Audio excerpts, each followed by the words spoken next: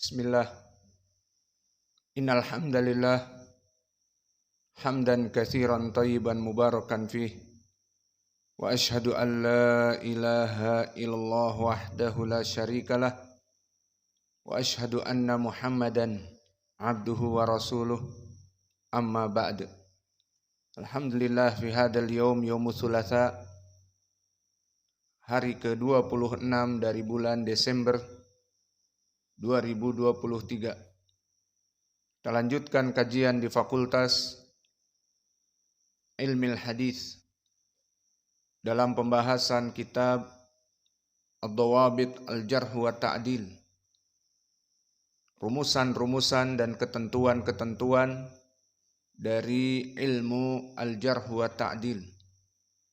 Al-hadaf ataupun target dari pembelajaran kitab ini pertama, agar kita bisa memberikan hak yang adil dalam permasalahan menjarah dari para rawi-rawi yang dijarah dan mentakdil dari para rawi-rawi yang ditakdil.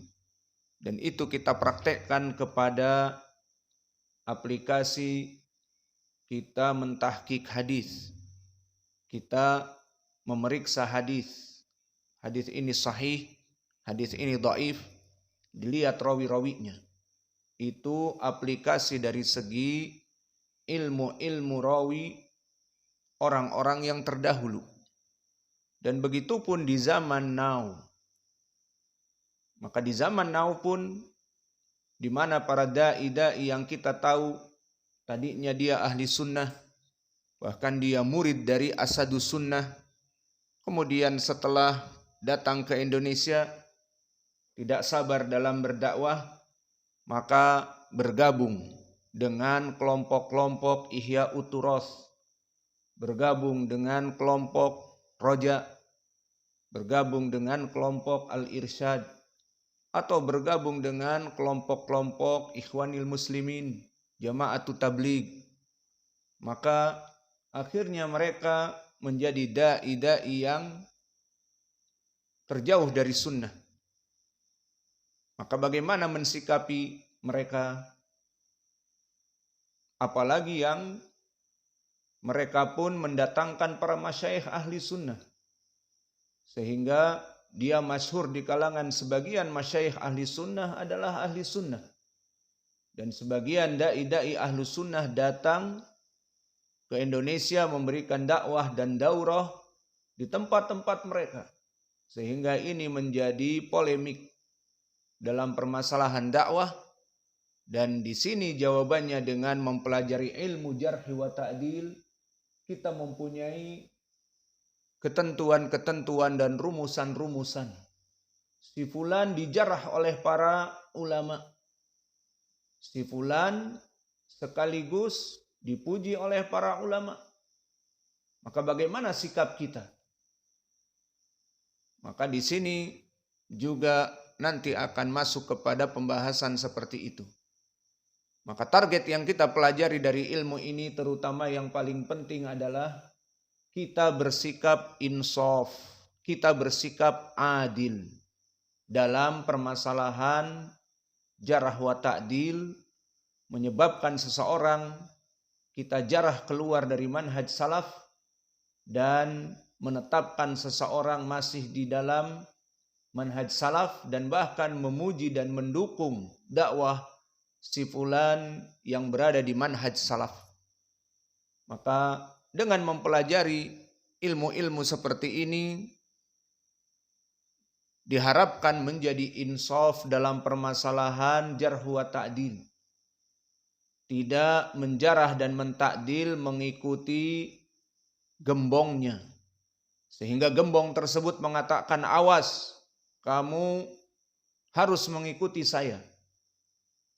Kalau kamu tidak ikut menjarah si fulan, maka nanti kamu saya jarah. Awas, kamu harus mengikuti saya. Jika kamu tidak mentakdil si fulan, maka kamu akan saya jarah. Maka tidak seperti itu. permasalahan jarah wa ta'dil, maka jarah wa ta'dil tidak mengenal hegemoni. Hegemoni rasa takut kepada gembong yang besar, rasa takut kepada pengaruh yang besar. Dan di sini akan kembali seseorang dengan ilmu yang dipelajari, bagaimana menetapkan da'i fulan mubtadi' dhalun mudil, wa da'i fulan min asadi sunnah, harus kita dukung. Dan da'i fulan bermasalah, harus kita jauhi. Ini yang bisa kita ambil dan menjadi target dari ilmu ini, terutama ilmu pada rawi-rawi terdahulu. Di saat kita membaca tarjimahnya, terjadi ikhtilaf di kalangan para ulama. Imam Ahmad memujinya, Imam Al-Bukhari mendhaifkannya, Imam An-Nasa'i mendhaifkannya, Imam Ibnu Ma'in mengkadzabkannya. Maka bagaimana mencari jalan yang insaf? Fa'dilu huwa aqrabu littaqwa. Tidak kita ikut hegemoni. Wah, Ibnu Ma'in lebih masyhur. Imam Al-Bukhari lebih masyhur. Imam An-Nasa'i terlalu keras. Abu Hatim terlalu keras. Imam fulan terlalu lembut. Maka nanti kita akan terbiasa dan terlatih dengan mempelajari ilmu-ilmu seperti ini, kita bisa insaf. Dan begitupun di dalam permasalahan dakwah seperti ini, kita diundang oleh Ustadz Fulan, maka kita melihat Ustadz Fulan telah dibincangkan oleh para ulama, telah dijarah. Fulan makir, la'ab, mutalawin. Idan jarahnya ulama itu dilihat, jarah mufassar. Namun banyak para ulama datang kepadanya. Bahkan para ulama itu bukan hanya satu. Dan kapan saja orang ini bisa mendatangkan para ulama dari luar negeri yang notabene bahkan murid-muridnya Syekh Mukbil. Maka di sini menjadi neraca. Bukan karena dia itu banyak mengundang ulama datang dan para ulama diberitahu tentang keadaan ini. Maka kita mempunyai rumusan. Mana yang lebih didahulukan? Akwal dari para ikhwah yang ada di sini atau akwal ulama yang jauh nun di sana? Masuk juga kepada qawaid bahwa jarah mufassar muqaddam ala at-tawthiq. Jarah yang mufassar tadi lebih didahulukan daripada orang yang memujinya. Ataupun ahlul bilad adra bi ghairi ahlil bilad. Ahlul bilad atau ahlu Makkah adra bi syu'abiha. Maka penduduk negeri lebih mengetahui tingkah pola dari dai ini. Bagaimana dai ini merusak dakwah. Bagaimana dai ini mumayyi', bergelut dengan orang-orang roja, bergelut dengan orang-orang yang melempem dari wihdah dan orang-orang ihya uturos dan orang-orang ikhwanil muslimin. Namun di balik itu mengaku telah dipuji oleh sebagian ulama dan ditazkiyah oleh sebagian ulama. Maka kita bisa mengetahui dari qawaid-qawaid yang ada agar kita bisa insaf. Alhasil ini dia dari contoh yang bisa kita ambil dari ilmu ad-dhawabit al-jarh wa ta'dil. Sehingga tidak serampangan dalam menjarah dan tidak bermudah-mudahan dalam memuji dan mentautsik, apalagi menjadi kerbau dicocok hidung. Hei, kamu harus menjauhi si fulan. Kalau tidak, kamu saya tahdzir. Ada si fulan mau masuk pondoknya, jangan diterima. Karena dia begini dan begitu. Maka akhirnya mengikuti ucapan, karena kalau tidak nanti dijarah. Dan jangan bekerja sama dengan si fulan, padahal si fulan ahlu sunnah. Namun orang ini sakit hati dengan si fulan.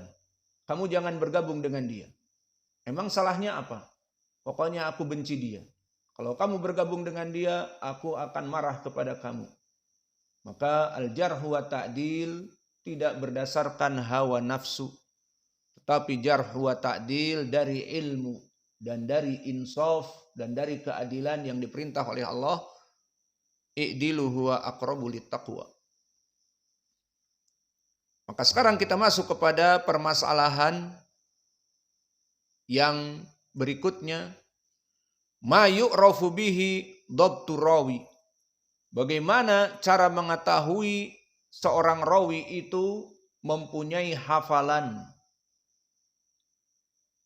Di pelajaran yang lalu telah kita bahas bagaimana cara mengetahui rawi tentang adalahnya. Ma nusbitu bihi al-adalah. Maka di sini permasalahan yang baru, ma yu'rafu bihi dhabtu rawi. Bagaimana cara diketahui seorang rawi itu mempunyai hafalan?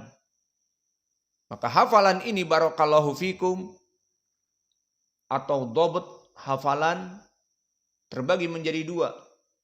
Dhabtus sadr, hafalan di dadanya, dari hafalan yang biasa santri menyetor kepada gurunya, itu dhabtus sadr. Dan dua, hafalan dari catatan. Seperti seorang murid menghafal dari gurunya, dicatat apa yang diucapkan gurunya, dan faidah-faidah dari gurunya ditulis. Maka kedua ini dinamakan dhabt. Dhabt sadr, hafalan dari ingatannya, dan dhabtul kitab, hafalan yang dia jaga dari tulisan gurunya. Maka keduanya saling membantu. Karena al-hifdhu khawan. Kalau mengandalkan kepada hafalan, maka hafalan itu pengkhianat. Di saat antum butuh kepada pembahasan, maka kadang-kadang lupa. Di saat ditanya permasalahan soal jawab dan fatwa, diminta fatwa, maka akan lupa. Namun di saat biasa dia ingat. Maka di saat seperti itu al-hifdhu khawan, di saat kalian membutuhkan dan dia hilang, maka hafalan itu pengkhianat, kalian bisa merujuk kepada kitab. Maka itulah keuntungan yang mempunyai dhabton, dhabtul kitab dan dhabtus sadr. Dan di sini ma yu'rafu bihi dhabtur rawi. Bagaimana cara mengetahui dari seseorang itu mempunyai hafalan.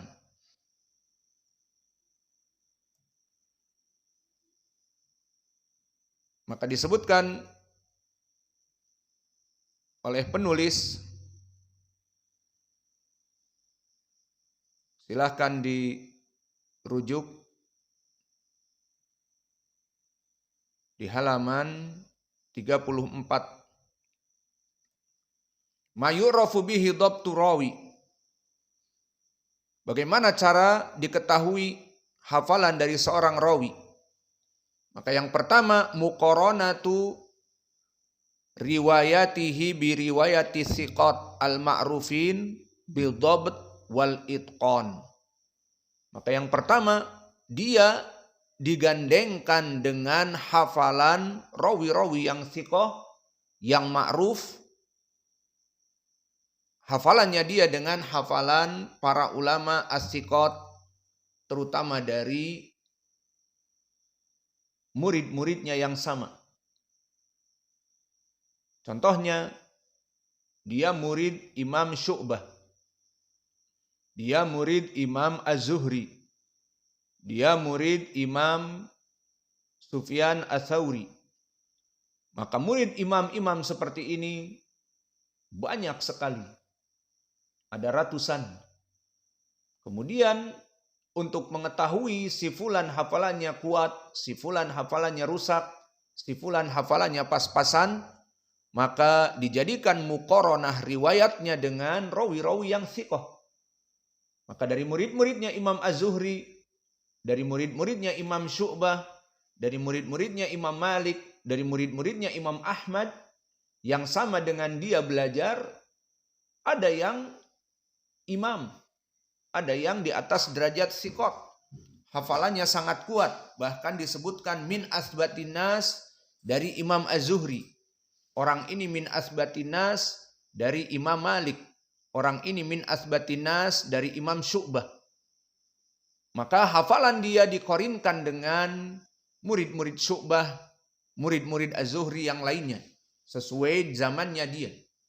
Fa in kanat riwayatuhu muwafaqah walau min haitsul makna li riwayatihim au muwafaqah laha fil aglab wal mukhalafah nadirah fahuwa dhabitun sabtun. Maka jika orang ini hafalannya dengan apa yang dia hafal dan dia tulis hampir mendekati dengan para rawi-rawi thiqat tadi dari muridnya para ulama, maka hafalan dia bagus. Meskipun datang dengan makna yang tidak menyelisihi ataupun tidak ada mukhalafah, kecuali dari 100 hadis satu yang berbeda dengan murid-murid yang lainnya. Dari imam-imam thiqah yang lainnya, 1, 2 itu tidak dihitung. Maka dia dihukumi dengan rawi yang dhabitun sabtun, hafalannya sangat kuat. Apalagi dia ditambah dengan catatan. Maka catatannya pun disesuaikan dengan para murid-murid yang lain sama. Maka dia menjadi rawi yang dhabitun sabtun. Hafalannya dhabit, kuat, dan sabtun, terjaga. Wa in kanat riwayatuhu katsirah al-mukhalafah li riwayatihim fahuwa muhtalu dhabt la yuhtajju bi hadisihi. Maka jika dia direkenkan, digandengkan dengan ulama-ulama yang lain, maka banyak rusaknya.